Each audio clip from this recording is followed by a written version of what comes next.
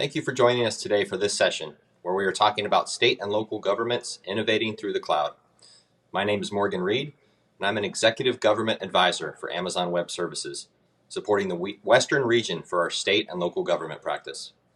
I'm happy to be joined today by two outstanding government leaders, Mike Hussey, former CIO for the state of Utah, and Tanya Hanna, CIO for King County, Washington. They'll both talk to us about their respective cloud journeys, and then we will wrap things up with a panel where we can dive deeper. Before we hear from Mike and Tanya, I'd like to set the stage for our discussion today. While this past year has been difficult for our country's health and economy, it's been a great test for those that invested early in cloud technology, being able to stay online and scale their applications amongst unprecedented demand brought on by the pandemic. Like our friends in the states of Rhode Island and West Virginia, who both leverage virtual call center solutions built on Amazon Connect to scale their unemployment insurance call centers, and went from a capacity for only taking 75 calls at once to over 2,000 calls simultaneously with the help of automation, and helping their employees process tens of thousands of claims when their citizens needed it most. We also helped county government customers like LA County scale their ability to support employees working from home.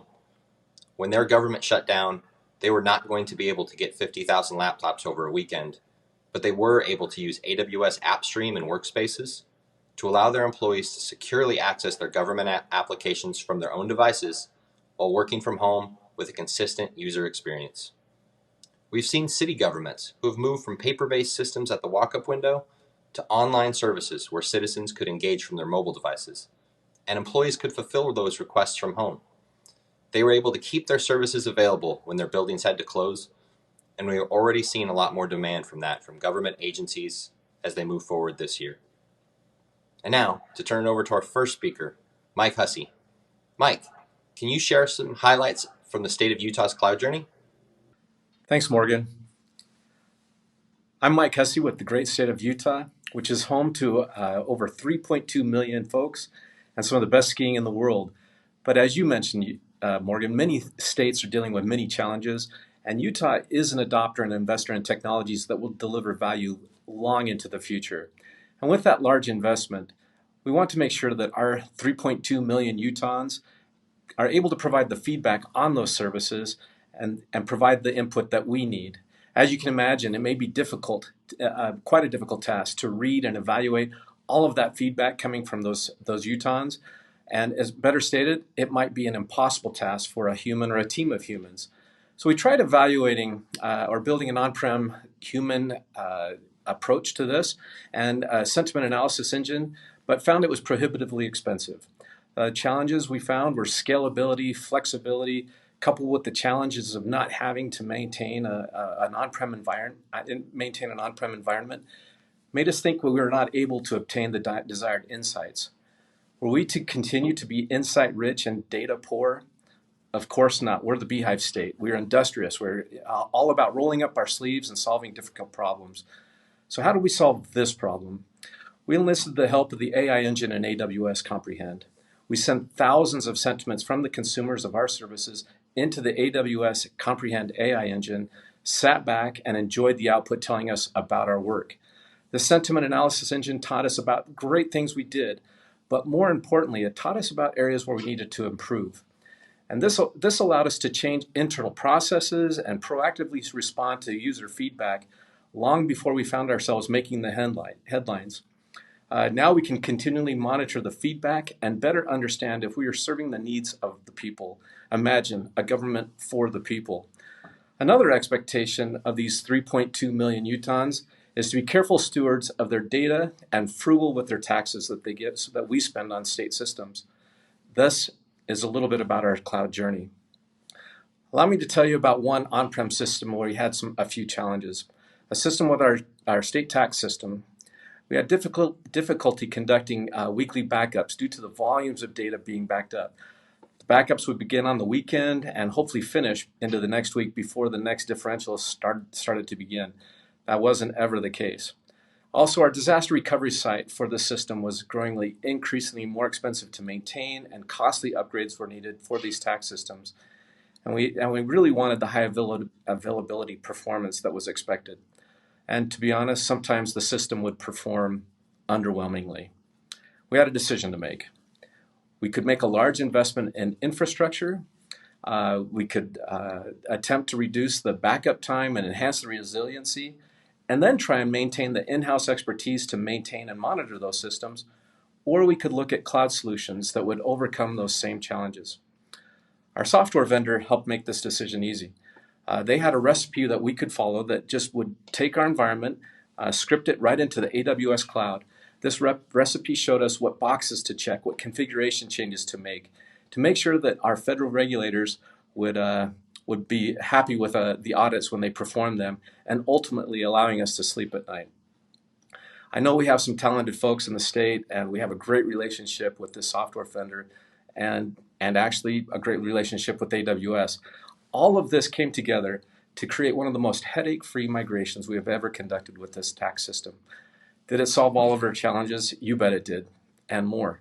The system now backs up in a fraction of the time. No more waiting for the backup to complete during the first part of the next week and worrying about whether or not there's congestion for the next backup job. DR is built into this cloud solution, so we have the peace of mind that our systems are resilient. And the cloud solution actually outperforms its on-prem predecessor. The scalability of the system to meet peak periods of the year is also built into this. And we're finding so much value. And one of the things we didn't expect was that it would cost less. We were expecting the migration to be cost neutral, or maybe even slightly more expensive because of the added benefits of migrating to the cloud. But when we found that it was cheaper and that we could actually spin down test and dev environments to allow us to even save more money, we were very excited. As you might know, the old adage of you can't have your cake and eat it too, I think it was finally being proven wrong. Let me share one more of our cloud stories we have. Many of us are finding mainframe support difficult. Yes, we have a mainframe running in the state of Utah, and we had just a couple of systems running on it, but we're finding that our diminishing talent pool and the resources needed to continue to run the mainframe were increasingly more expensive and difficult to find. These systems were written years ago, and talent, like I said, was very scarce. We wanted to make enhancements to the systems, again, to respond to the people, but found insurmountable hurdles because it was on the mainframe. So recently we took on the task of removing one of those services from the mainframe, our child support system. And we wanted to move it more to commodity type hardware. Now, rather than a complete rewrite, refactor, and or move the cloud application, or excuse me, the mainframe application to a mainframe in the cloud, we thought, let's just do a code translation from COBOL to Java. And what we found is in less than 18 months, we were able to complete that migration of code translation from COBOL to Java, migrate it to the cloud, and now we have the ability to now modernize some of that application. So what we did is we now don't have to retrain the staff that use the system. It's identical to what they have. We get the resilience of having that system without having a mainframe in our DR side. And we actually have increased logging, better logging than we had before. Now this seems all too pie in the sky, but what we're finding as we have gone down this journey for cloud, we are seeing a more responsive, a more resilient, and a more modern child support system. And we're proud to be working on our last mainframe application, which is in the final stages of doing the same thing as this COBOL to Java translation. And why is all this possible? It's because of our cloud journey. So thanks, Morgan. Thank you for sharing, Mike. It was really interesting to see how the state used data to better understand citizen experience and improve that experience through new cloud-based systems. We are definitely excited to be part of helping Utah get off the mainframe and accelerate your cloud journey. Turning to Tanya, can you please tell us how King County used the cloud to improve citizen and employee experience? Thanks, Morgan. Hi, I'm Tanya Hanna, the Chief Information Officer for King County, Washington, the 12th largest county in the United States with nearly 2.3 million residents, over 15,000 employees, and headquarters for some of the most recognizable brands in the world, including Amazon. Omnichannel engagement is critically important to state and local governments. I often tell my team that today's disruptions are tomorrow's new normal. The coronavirus pandemic has forever changed the way the public, individuals and businesses want and need to interact with government. 1 year into this pandemic, King County offices remain closed to the public and employees. However, that doesn't mean that critical operations have ceased. Omnichannel engagement is helping King County meet the public where they're at. King County is using AWS services, whether it's Connect, Lambda, API gateways, to connect with the public and provide critical services and information. So, why don't we take a moment to look at a demo I recorded earlier today. So, how is King County addressing the needs of the communities we serve, particularly around vaccines? Individuals are looking for information such as, am I eligible to get a vaccine? And if so, how can I schedule an appointment? Or if there are no vaccines available, can I add my name to a wait list? King County is taking an omni-channel approach using AWS services to ensure that individuals get access to the services and information they need on first contact. So, how are we doing it? Connect is acting like the maestro, directing all of the traffic to deliver them to the right spot and giving them the information to help them solve their problem. So let's call Connect.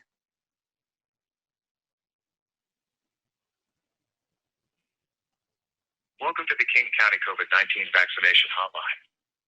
If this is a medical emergency, please hang up and dial 911 immediately, or go to the nearest emergency room.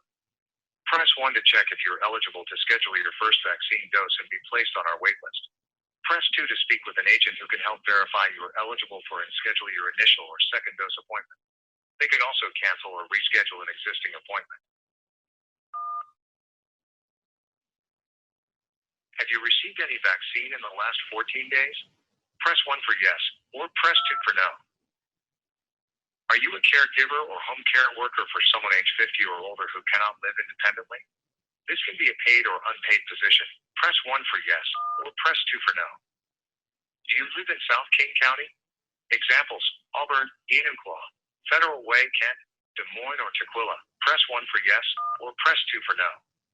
Please enter your zip code.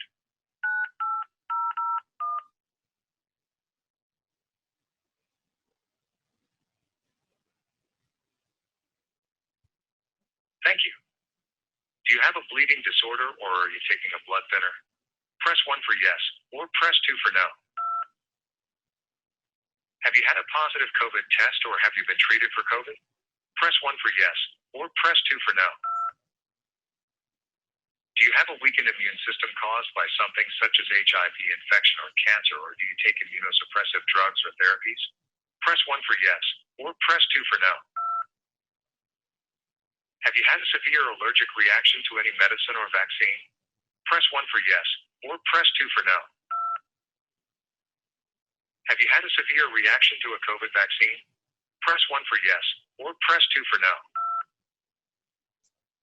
Good news. You qualify for the COVID-19 vaccine at this time. We currently do not have the availability to schedule COVID vaccinations. Would you like to be added to the wait list? Press 1 for yes, 2 for no. Can you please indicate your communication preference? Press 1 for text message, or press 2 for voice call. Before we add you to the wait list, can you please confirm if you want to receive a notification on 1-206-475-5591? Press 1 for yes, 2 for no. Can you please say or spell your first name? Tanya. Can you please say or spell your last name? Hannah. Please say or enter your date of birth, like March 1st, 1946. March 1st, 1946. Thank you. You have been successfully added to the wait list.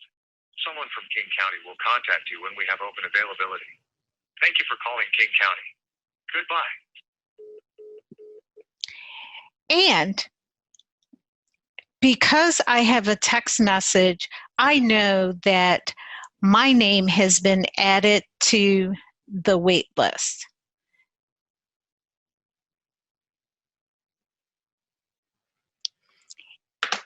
Not only that, because I now have my information stored, when King County has, let's say, at the end of the day, some extra doses of vaccine, the county can actually initiate texts or phone calls to individuals within that zip code to say, vaccines are available at this location. Please show up within the next 30 minutes. And if you confirm, we will save that vaccine dosage for you. This is how omni-channel looks. And it is allowing King County to meet the needs of the community. As you can see from King County Spotlight, this is how Omnichannel is helping deliver critical services and information to the public. Utilizing AWS can help you on this journey. Morgan, back to you. Thank you, Tanya. That's an amazing customer experience for King County residents, and I'm sure the employees are enjoying the benefits of the automation as well. Now let's transition to the panel portion of our presentation, where we'll hear from both our speakers. So Mike, as the title of our session suggests, you both have some credibly innovative accomplishments leveraging the power of the cloud. What was one of the largest barriers to your accomplishment, and how did you overcome it? Boy, Morgan, that's a great question. If I could date myself, I'm going to start with the answer by quoting Fiddler on the Roof, tradition. We are steeped in tradition in the state of Utah, and we've been doing things a great way for a long time. We've been really good at what we've done with virtual data center, having all of that streamlined. We can stand up an environment in short order, 30 minutes, 40 minutes from the time of the request. And so we were really good at doing things for the last 10 years. And then how do we transition now to the new way of doing things? Tanya mentioned tomorrow. What's tomorrow is going to be the norm. And so we were trying to figure out how to get the skill sets up to speed, how to get the mindset right, and how to transition an environment where you have 750 employees used to doing things the old way, now doing them the new way. And so that wasn't easy to try and change this dynamic that's been working so well for the last 10, 12 years, and to now pivot to this new way. And it is the future. Adopting the cloud now is going to save you and pay dividends down the road. So we wanted to make sure that we were positioned in such a way that the cloud journey was allowing us to future-proof what we were looking at. Now, it wasn't easy to transform the internal processes, to transform how we do things was difficult.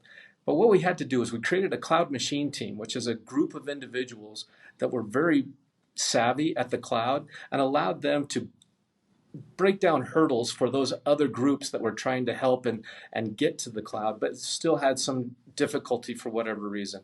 That cloud machine team would come in, parachute in real quick, unstick things, get momentum going, and then move on to the next project. And that allowed us to have a very expert team in-house that could go in and help the other teams that were kind of growing and still figuring things out. With this mind shift and this paradigm, we were able to kind of start shifting into this. So the tradition of the old way was very hard to change. I mean, organizational change management is difficult. Moving to the cloud Yeah, it wasn't easy, but it was certainly the value. We saw the value. We saw that it was worth the lift to get there, and we were really pushing hard to get there. So what we wanted to do is also bring on security folks. As you get really good at protecting the borders of your on-prem solutions, and then all of a sudden transition to the cloud. That was another challenge that again came together with this cloud machine team and our security team coming together, figuring out the right ways to allow us to unstick the tradition that we've had for so long and pivot into this new paradigm. So anyway, I think it's working magically right now, and we're seeing great dividends on our efforts, and we're now starting to see a lot more momentum behind those efforts. That's great to hear. For Tanya, as state and local governments look to the future, what does the future look like for King County? And how should others think about moving ahead? You know, Morgan, that is a great question. The future is now. You heard Mike talk about cloud. You also mentioned stories of desktop virtualization, and I talked about omni-channel. All of those technologies are necessary for how state, local governments are going to need to deliver services. And it really will take a very comprehensive approach that's not limited by just our imaginations. When we think about how the pandemic caused the need for businesses and public sector to pivot literally overnight, the only way that governments can get scale and agility is by working with strategic partners such as AWS to really position the organization to handle what may come. A lot of organizations are using AI and machine learning or augmented and virtualization to really further extend how technology is the driver and the enablement of delivery of services. Governments do a lot of work, whether it's in transportation, healthcare, the environment, and just general services. And you will be able to further extend it if you're thinking about how all of the emerging technologies can help your organization really deliver critical services and information. I think that's really where we're going. Great point, Tanya. And it's really good to not only focus on what our citizens need, but our employees as well, and that collaboration across government. Mike, any final thoughts for our audience? Yeah, no, Tanya said that very well. That the future is going to transform state, local governments as we begin to share data across these boundaries that we haven't done that before, and we're starting to see. Let's focus on the citizen. The citizen doesn't know if they need to engage the state, the city, or the county. They just know I need to engage government. And so as we can take that, abstract that layer for them, and provide services, like Tanya said at the very beginning, bringing the government to the citizen where the citizen is, I think that's the goal. And I think our journeys are going to really be exciting, especially as they start to converge with all of the work that's going on between counties, states, and cities. Good point. And Tanya, any final thoughts from you for our audience? Don't be limited by your imagination. There is so much available technology for all state and local governments to use. Just reach out and ask other folks who are doing it, how are they going about their journey? That's great insight. And we're happy to have both of you as AWS customers, and you can contact us as well. I'd like to wrap up by thanking both our panelists and our audience for joining this session. And please fill out your session survey. Thank you.